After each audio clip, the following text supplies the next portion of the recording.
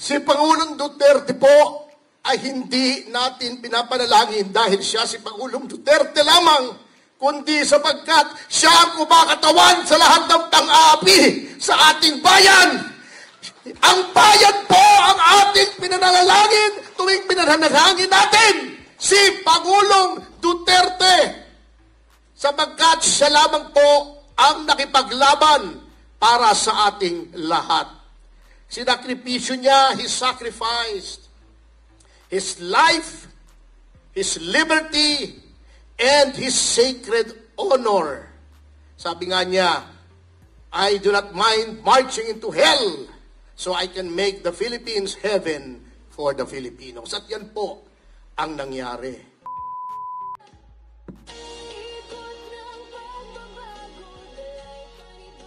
Hira ka naman, para nalang sinabi mong maliit ako. Bigla mong binaba yung mikropono eh.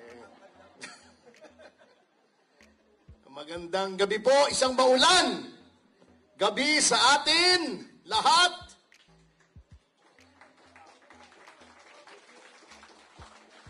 Sa kabila ng bagyo. Bagyo hindi lamang sa ating panahon, kundi bagyo na dumapo sa ating bayan mula nang nahalal sa pagiging Pangulo si Ferdinand Marcos Jr. Alam niyo po, hindi na ako magpapakahaba, marami pang magsasalita. Meron akong isang kaibigan, hindi siya kapanalig natin sa pananampalataya sa politika. Sabi niya, bakit ba panalangin ng panalangin kayong bumalik si Pangulong Duterte? Parang personality cult yung ginagawa ninyo. Sabi ko, hindi po kami nananalangin lamang para kay Pangulong Duterte. Nananalangin po kami sa bayan sapagkat ang ginagawa po kay Pangulong Duterte ang ginagawa sa pinakamaliit na mamamayan dito sa Pilipinas. Nilalabag ang mga karapatang pantao, binabastos, niyuyurakan, tinatawanan, inaalipusta na parang yung mga namumuno lamang ang may karapatan at may talino para mamuno dito sa atin. Kung napanood niyo po yung pelikulang Moises Padilla ni Leopoldo Salcedo, may eksena po roon na siya po ay nakabitin sa kisame. Puro latay, duguan, pasa ang kanyang katawan. May lumapit na bata sa kanya. Pinainom siya ng tubig. Sabi niya, anak, tingnan mo ako. Ito ang iyong bayang naghihirap. Si Pangulong Duterte po ay hindi natin pinapanalangin dahil siya si Pangulong Duterte lamang, kundi sapagkat siya ang kumakatawan sa lahat ng pang-aapi sa ating bayan. Ang bayan po ang ating pinanalangin tuwing pinanalangin natin si Pangulong Duterte, sapagkat siya lamang po ang nakipaglaban para sa ating lahat. Sinakripisyo niya, He sacrificed His life, His liberty, and His sacred honor. Sabi nga niya, I do not mind marching into hell so I can make the Philippines heaven for the Filipinos. At yan po ang nangyari. Kaya't maraming salamat po na narito po tayo. At thank you sa ating MC, Greco, nandiyan ka pala. Maraming salamat ang aking boss sa communication sa PDP, si Attorney Raul Angbino. Nakita ko rin ng ating kaibigang si Councilor Bong Tolentino. Nasaan ba si Bong? O yan ang Tolentino ang hindi traidor. Meron palang Tolentino ang hindi traidor. Yun, nangyari sa kanya, nangamote siya. Buti nga sa kanya. Ang mga nanalig, katulad nga ng sinabi, Dito hindi po tayo nagpadala sa salapi sa kapangyarihan, sa pribilehyo. Hindi po tayo gumaya sa kanila na habang naghihirap ang mga Pilipino'y sumasayaw sa New York, nagkikipag-concert sa Duran-Duran. Yan ba ang tamang asta ng isang leader? Fiddling while Rome burns, parang si Nero. Kaya tama po na tayo dito sa Partido Demokratiko Pilipino ay hindi po nadadala sa mga ganyan. Tayo po ay naninindigan. Ngunit ano pong ginagawa nila?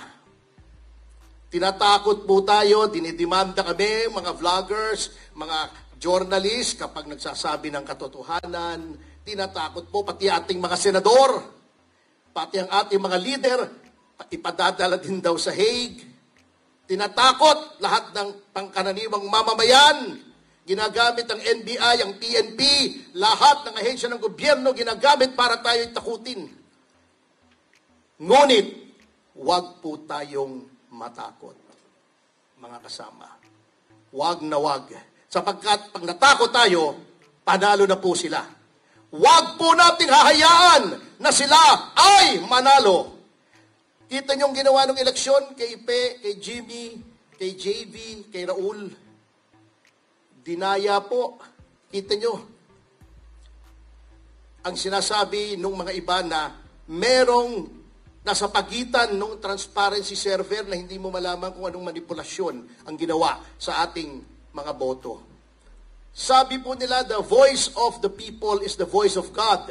Therefore, kung ikaw ay hindi mo pinalabas ang boses ng mga tao na boses ng Diyos, ikaw ay demonyo. Kaya't sila po ay mga demonyo.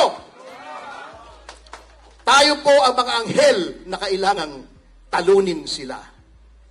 Kaya sa pagtatapos, mga kasama, katulad ng sinabi ko, ang kalaban lamang po natin dito ay takot. Ngunit huwag tayong matakot, huwag tayong patatakot sa kanila.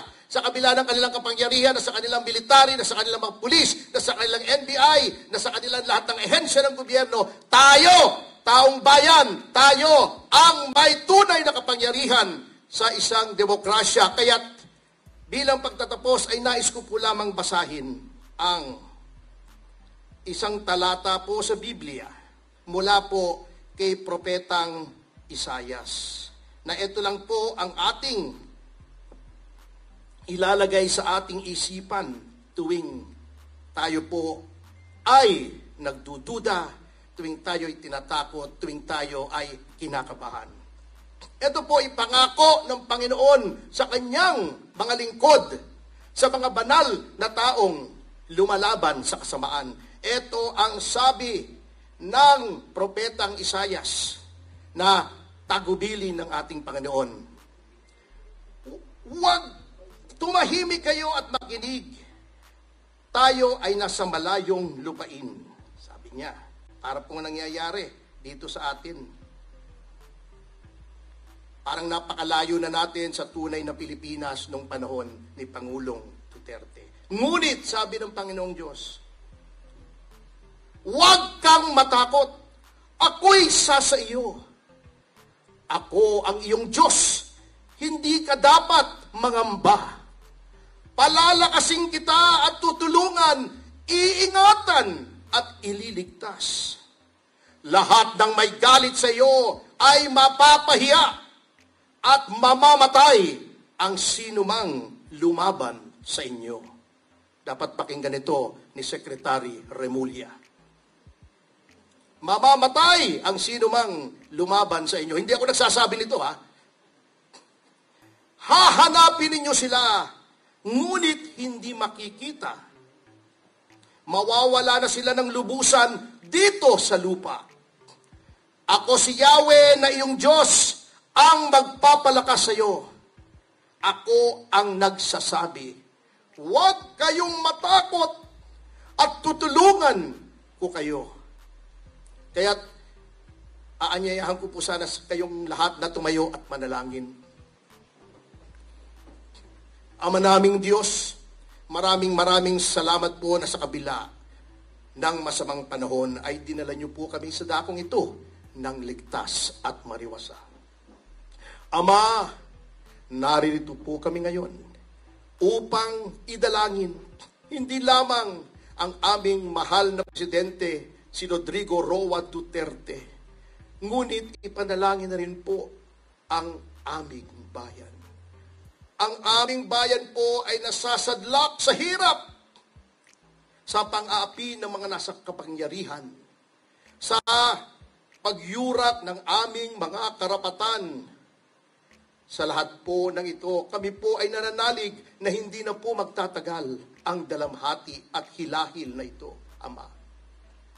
Ama, bigyan niyo po kami ng lakas, bigyan niyo po kami ng paninindigan, bigyan niyo po kami ng tapang upang lumaban sa mga abusado, mga masasamang tao, sa mga magnanakaw, sa mga mapang-api. Panginoong Jesus, lumalapit po kami sa inyo. Patawarin niyo po kami kung mayroon po man kaming kasalanan sa inyo. Kapag kami po ay lumalabas ng aming mga tahanan upang makibaka sa kasamaan, bantayan niyo po ang aming sambahayan. Huwag niyo kayong papayag na may mangyaring masamang sakuna sa aming mga kabahayan, sa aming sambahayan. Bigyan niyo po kami lahat ng pinakamahabang buhay at pinakamabuting kalusugan. Bigyan niyo rin po kami ng biyaya na magagamit namin hindi lamang sa aming kasariling pangangailangan, kundi sa paglilingkod po sa inyo sa amin pong paglaban na hinaharap. Ama, bumabalik po kami sa inyo, nananalig po kami na narinig niyo na ang aming panalangin. Nananalig po kami na hindi na po magtatagal ay babalik na po ang aming pinakamamahal na Pangulo dito sa Pilipinas, buhay at malusog. Nananalig po kaming narinig niyo na po ang aming panalangin sapagkat lahat pong ito ay aming hinihiling sa pamamagitan ng aming Panginoong Hesus, aming tagapagligtas at tagapamagitan sa inyo. Amen. Maraming salamat po. Kasihan nawa kayo ng Diyos. Basbasan sana ng Ama ang bayang Pilipinas. Magandang gabi po!